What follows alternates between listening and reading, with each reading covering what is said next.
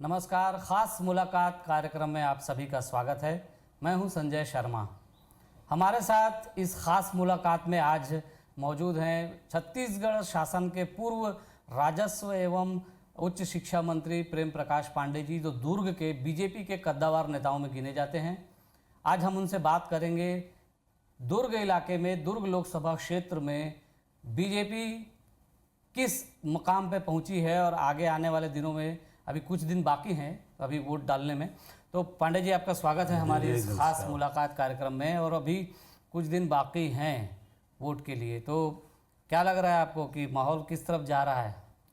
देखिए, पूरे देश भर में लोगों ने एक तरह से मन बना लिया है कि मोदी सरकार फिर इस बार, ये नारा जो है लोगों के मन से निकल रहा है और इसलिए उस देश के अनुरूप ही ये हमारा दुर्ग संसदीय क्षेत्र है, जिसमें भिलाई स्टील प्लांट है। भिलाई स्टील प्लांट के में काम करने वाले लगभग 4-5 विधानसभाओं के लोग आते हैं।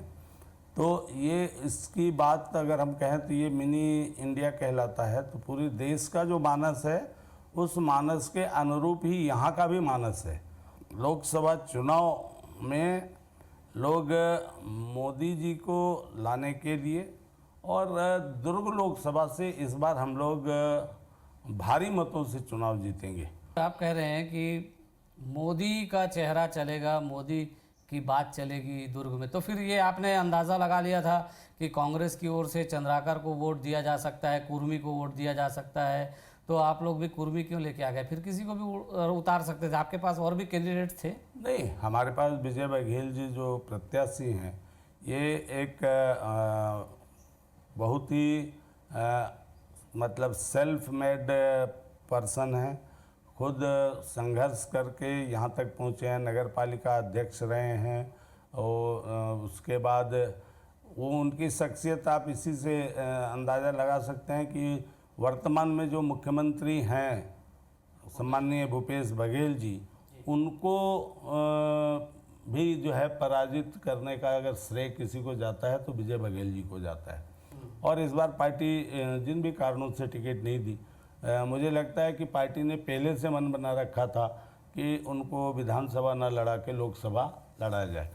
इस दृष्टि से हो सकता है कि ये हो।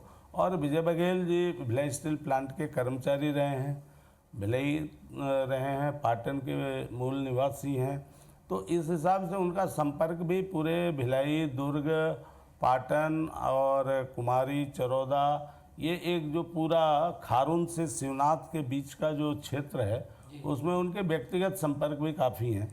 इसलिए मैं समझता हूँ कि वो पार्टी ने जो निर्णय किया है वो काफ़ी ठीक ठाक निर्णय है और विजय बघेल जी के अपने व्यक्तिगत प्रभाव के भी वोट का इसमें हमको लाभ मिलेगा। पांडे जी, ये जो है भिलाई स्टील प्लांट का आपने जिक्र किया और प्लांट को लेकर काफ़ी समस्याएं यहाँ के लोग गिनाते हैं। खासकर प्लांट में मजदूरों को उचित मजदूरी नहीं मिलना, उनको जो नौकरी में उनके जो सेवा शर्तें हैं उसमें कुछ कमियां हैं, ऐसा बताया जाता है। प्लांट को लेके काफ़ी मांग है और असंतोष है। जो मजदूर संगठन है वो भी असंतुष्ट है। और आप लोगों की सरकार रही 15 साल, आप लोगों ने ज़रा भी दबाव नहीं डाला इनके ऊपर, और अभी केंद्र में भी आपकी सरकार है, आप लोगों ने कुछ नहीं किया, ऐसा कहना है आपके विपक्ष के लोगों का। नहीं, समय समय पर हम लोगों ने बहुत सारे जो इश्यूज़ हैं उसको ठीक भी कराया। पिछली बार भी हम लोग जो NJCS की जो बैठक में जो बहुत पहले वेतन समझौता रुके थे, हमने स्वयं जो है केंद्रीय मंत्री तोमर जी से मिल कर के जो फाइल पड़ी थी, पेंडिंग पड़ी हुई थी, उसको कई सालों से पड़ा हुआ था, उसको हमने रिलीज़ कराया।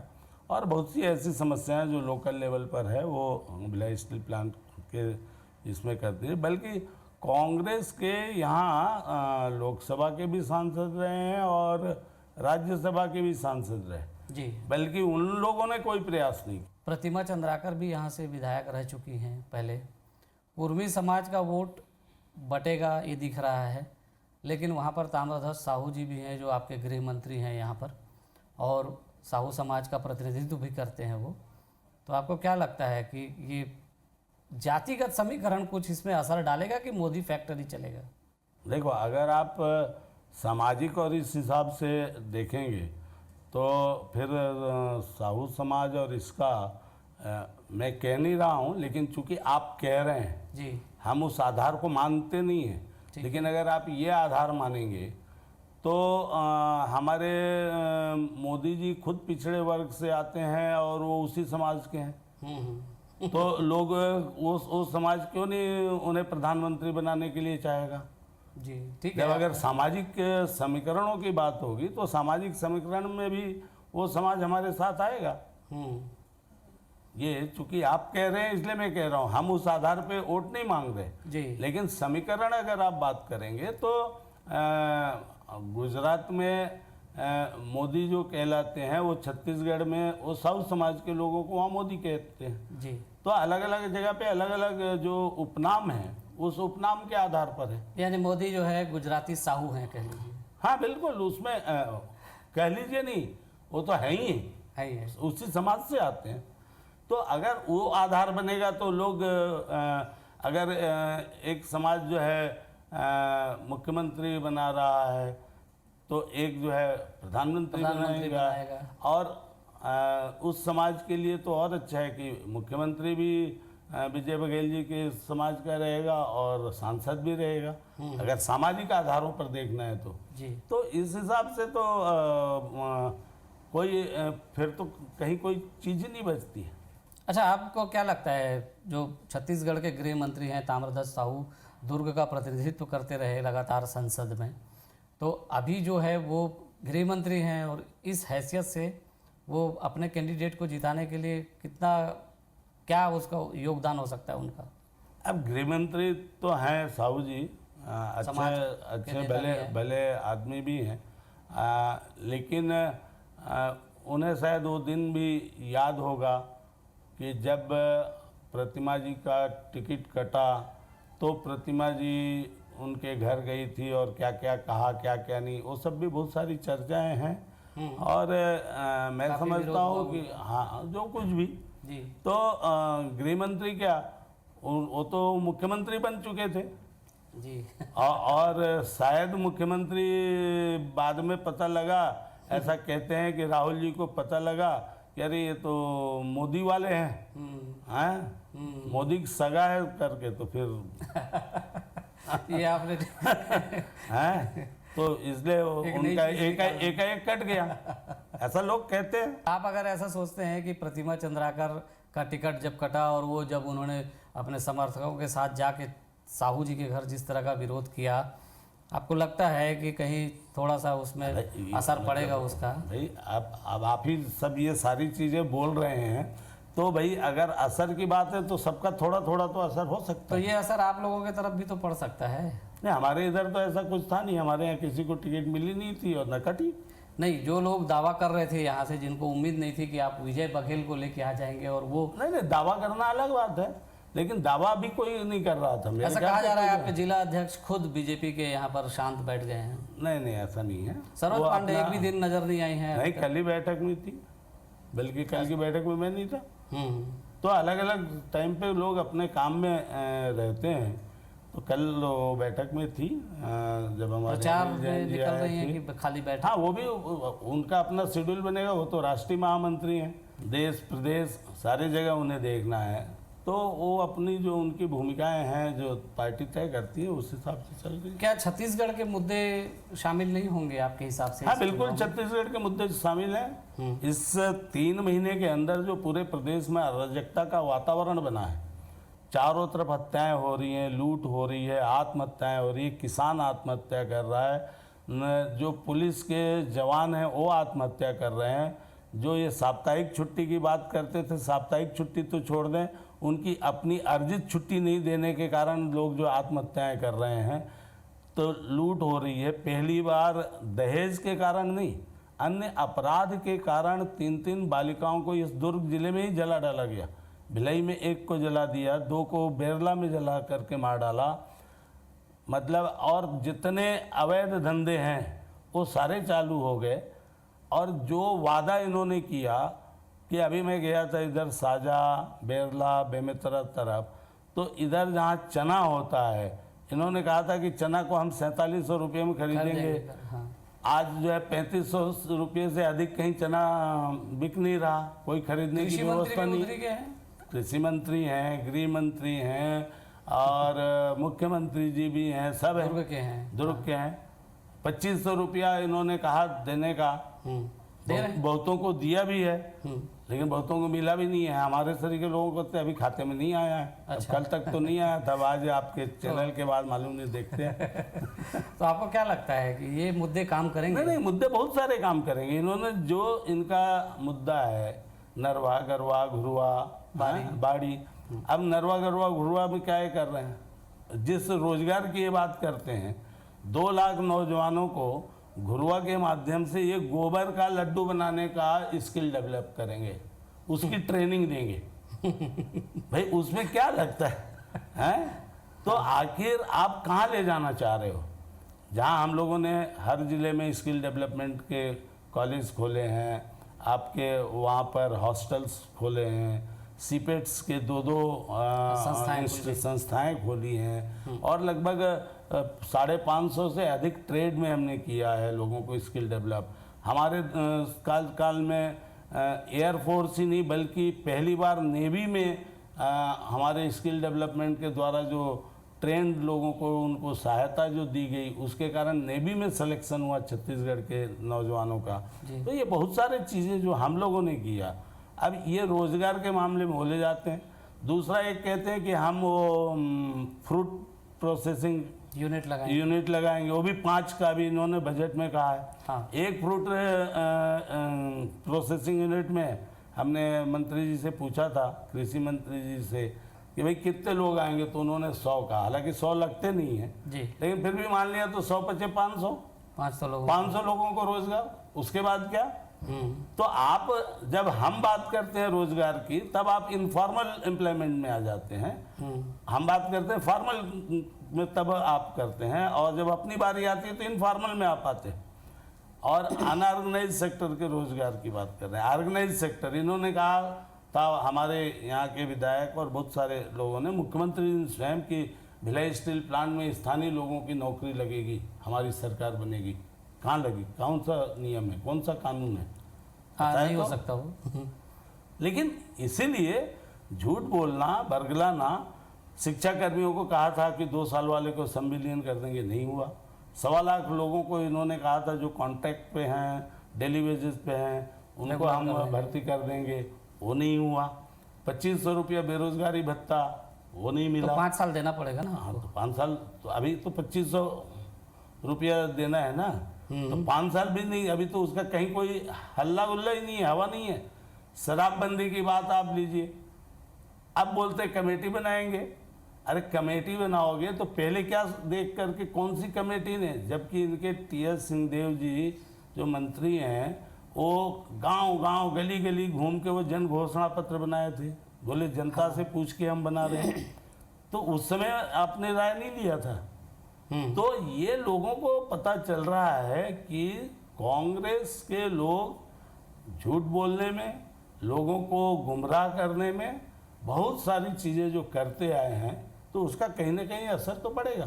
कांग्रेस के खिलाफ आपको प्रचार करने के लिए इतने सारे मुद्दे आपने गिनाए, चाहे वो रोजगार का हो, फूड प्रोसेसिंग प्लांट का हो, किसानों के दूसरे मुद्दे हों, चना हो, शराबबंदी हो। आप एक मुद्दा कौन सा सबसे बड़ा मानते हैं, आपको लगता है कि जो सबसे ज़्यादा इफेक्टिव है इस प्रचार के लिए? राष्ट्रीय स्तर पे तो सबसे बड़ा मुद्दा है कि कांग्रेस का चुनाव घोषणा पत्र, जिसमें उन्होंने कहा कि देशद्रोह का कानून हम हटा देंगे, अर्थात देशद्रोहियों के पक्ष में खड़े हैं जी।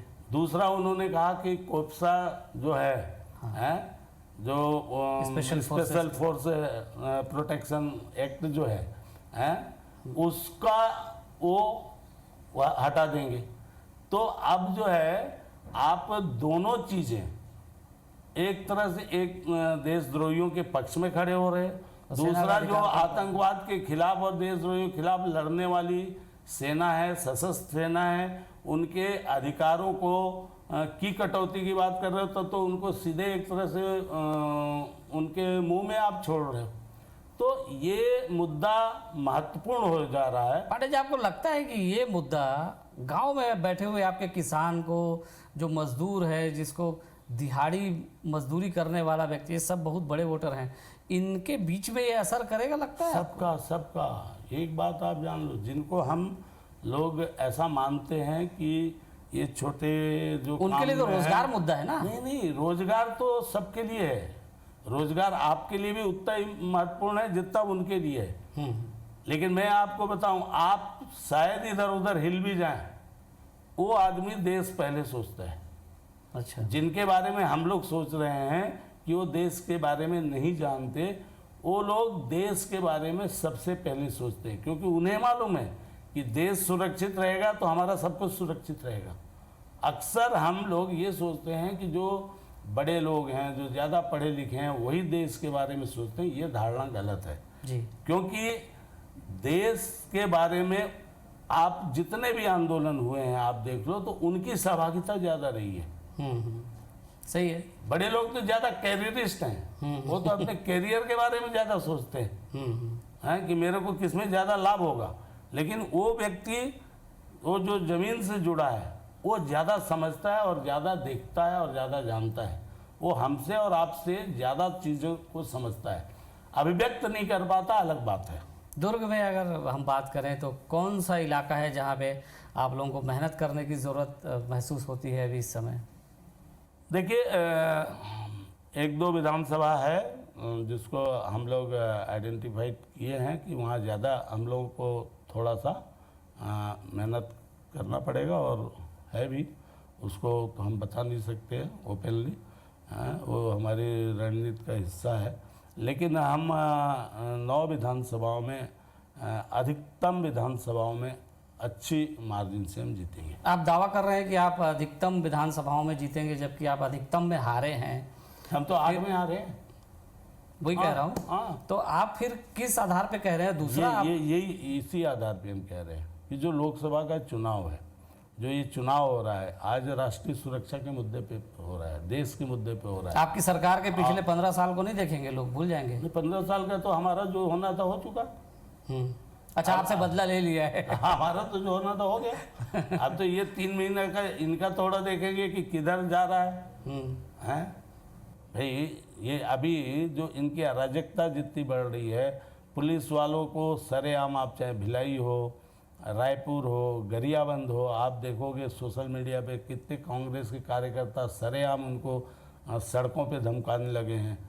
अभी हमारे यहाँ की भिलाई 3 की महापौर को कल कांग्रेस के लोगों ने उनको प्रचार करने से रोका, उनके साथ अभद्रता किया और उनके गाड़ी पे ठोक पीट किया, और वो बोलते हैं कि हम मंत्री के लोग हैं।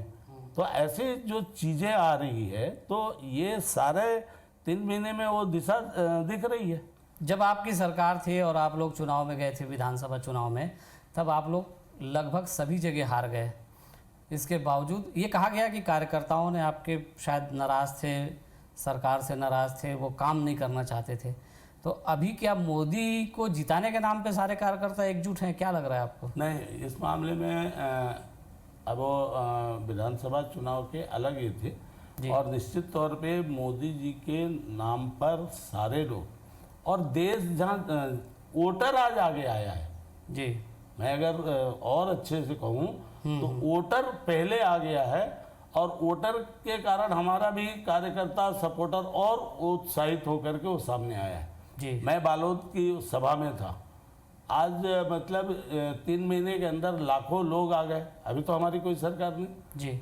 अभी आज भाटापारा और कोरबा की भी जो सभा है उसका अभी मैं देख रहा था विजुअल, तो इतने लोग जो हैं आ रहे हैं, और इस दोपहरी में, इस टेम्परेचर में, तो ये कहीं ना कहीं मोदी जी के प्रति ही जो आकर्षण है, और मोदी जी को प्रधानमंत्री बनाना है, ये एकमात्र लक्ष्य जो है वो प्राइमा फेसी पे है जी, वो सबसे ऊपर है।